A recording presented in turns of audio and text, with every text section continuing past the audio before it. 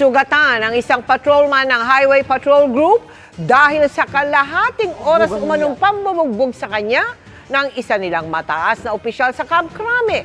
Sa Eastern Samar naman, sinibak sa pwesto 17 pulis at isa pang tauhan matapos silang uminom ng alak sa kanilang presinto habang naka-duty.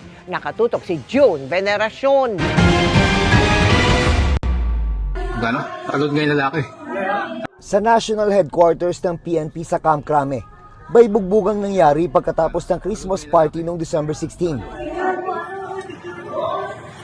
Sa isang post sa social media, makikita ang isang lalaki na nakadabit sibilyan na hawak ang baril at tila may sinisipa.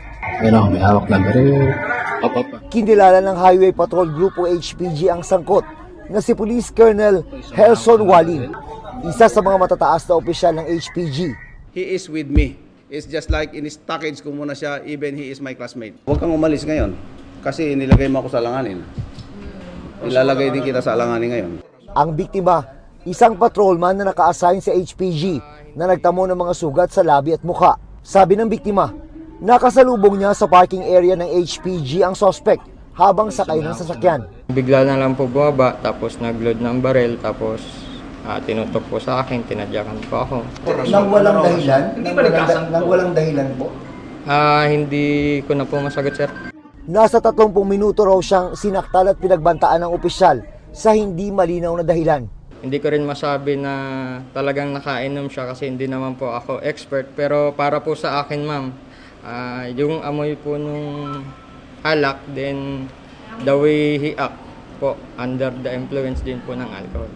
Nirelieve at dinasalmahan ang suspect habang may isinasagawang internal investigation ng HPG. Sabi niya, palagi akong inaarangan ng mga yan, walang respeto sa akin. Kaya nga nagalit ako kasi kahit assuming na naharang ka, that's not enough na magalit na you do those grave threats and all that. Wala pang pahayag si Colonel Walin na bukod sa kasong administratibo ay posible ring maharap sa kasong kriminal. Sa Dolores, Eastern Samar naman, ang viral na handaang ito noong December 16 na bistong inuman pala ng mga nakaduting pulis sa mismong presinto nila. Merong Christmas party that time, so yun po, na nag-inuman sila sa loob ng police station. Under sa ating protocols and guidelines, bawal po kasi ang mag-inom sa loob ng police station. Agad na inalis sa pwesto ang hepe ng Dolores Municipal Police Station at 15 iba pang pulis at isang non-uniform personnel na kainuman sa kanilang Christmas party. Halos kalahati ng mga tauhan ng istasyon tuloy ang nawala. Reassignment naman to complete or to augment the personnel of Dolores MPS. Mahalaga pa naman ang pagbabantay ng mga pulis sa mga komunidad, lalo ngayong Kapaskuhan. Bagay na idiniin pa ng Pangulo kahapon. Tiyakin ninyo ang kaligtasan ng bawat mamamayan upang tunay natin maramdaman ang saya ng Kapaskuhan na may kapanatagan at pagkakaisa at may tunay na ligaya. The season likewise reminds us that public service does not pause even in times of celebration.